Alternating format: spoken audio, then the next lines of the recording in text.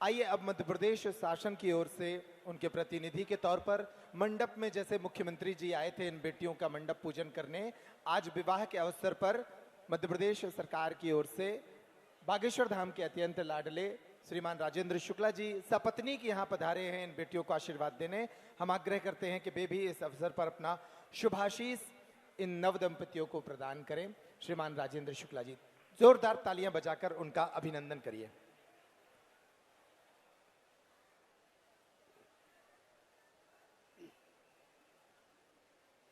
बोलिए बागेश्वर धाम सरकार की।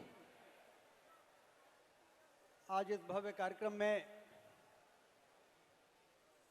बागेश्वर धाम के पीठाधीश्वर आदरणीय धीरेन्द्र कृष्ण शास्त्री जी, चिन्मयानंद स्वामी जी महाराज और सभी संत जन जो यहाँ पर उपस्थित हैं, बड़ी संख्या में यहाँ पर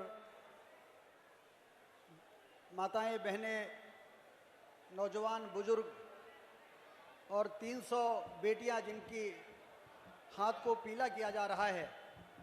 महाशिवरात्रि के इस पावन पर्व पर जब भगवान शंकर जी का माँ गौरी से विवाह होता है और पूरा देश महाशिवरात्रि को मनाने का उत्सव मना रहा है, ऐसे समय में हमारे धीरेन्द्र कृष्ण शास्त्री जी 300 हमारी उन बेटियों के हाथ पीले करने का संकल्प लेकर इस कार्यक्रम को कर रहे हैं जिनको वास्तव में इस प्रकार के एक पिता जैसे संत की आवश्यकता थी।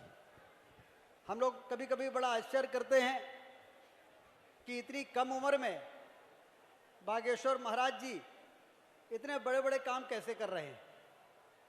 कभी ये दिल्ली से निकलते हैं, ग्वालियर की पदयात्रा में, वृंदावन की पदयात्रा में मैं उसमें शामिल होने गया था और मैंने हरियाणा में जैसे राज्य में जहां पर 1 इंच जमीन पैर रखने की नहीं बची थी, जब इनकी यात्रा हरियाणा राज्य से निकल रही थी। ये ईश्वर का चमत्कार नहीं है तो और क्या है। इतनी कम उम्र में इतने बड़े बड़े संकल्प, कैंसर अस्पताल जैसे बनाने जैसा संकल्प लेना। मैं तो स्वास्थ्य मंत्री हूं, मैं भी कैंसर अस्पताल बना रहा हूं, लेकिन मुझे मालूम है कि कैंसर अस्पताल बनाने में कितने पापड़ बेलने पड़ते हैं, लेकिन हमारे पीछे पूरी सरकार है। लेकिन बागेश्वर महाराज जी, जिनको अब सब बागेश्वर महाराज जी कहते हैं, पंडित धीरेन्द्र कृष्ण शास्त्री जी को बागेश्वर महादेव का उनको आशीर्वाद प्राप्त है, उनके गुरु जी का, उनके दादाजी का उनको आशीर्वाद प्राप्त है। और उसका ये चमत्कार है कि पूरे देश में धर्म और अध्यात्म की जो यात्रा चल रही है, उस यात्रा की लहर को आंधी में बदलने का काम यदि कोई किसी संत के नेतृत्व में हो रहा है तो हमारे बागेश्वर महाराज धीरे कृष्ण शास्त्री जी के नेतृत्व में हो रहा है। इसलिए जोरदार ताली बजाकर उनका अभिनंदन करें, क्योंकि हमारे देश की सबसे बड़ी ताकत धर्म और अध्यात्म ही है।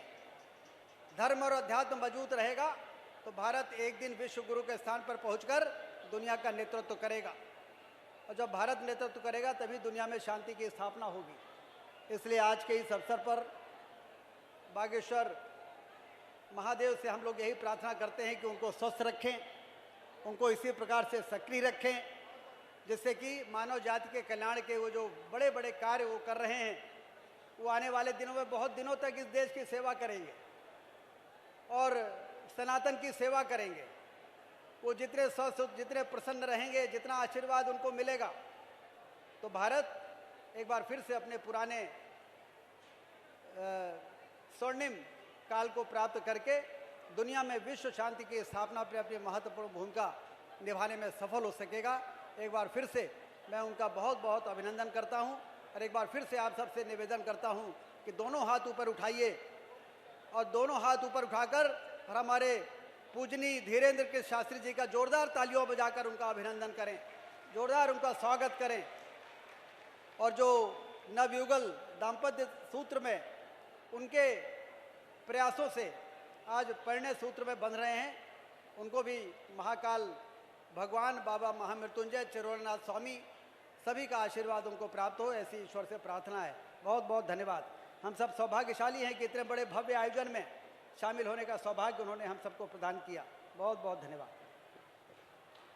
बहुत बहुत धन्यवाद आपका भी। मध्य प्रदेश के उप मुख्यमंत्री श्रीमान राजेंद्र शुक्ला जी भी इस अवसर पर हमारे बीच पधारे और इन बेटियों को अपना शुभाशीष उन्होंने प्रदान किया।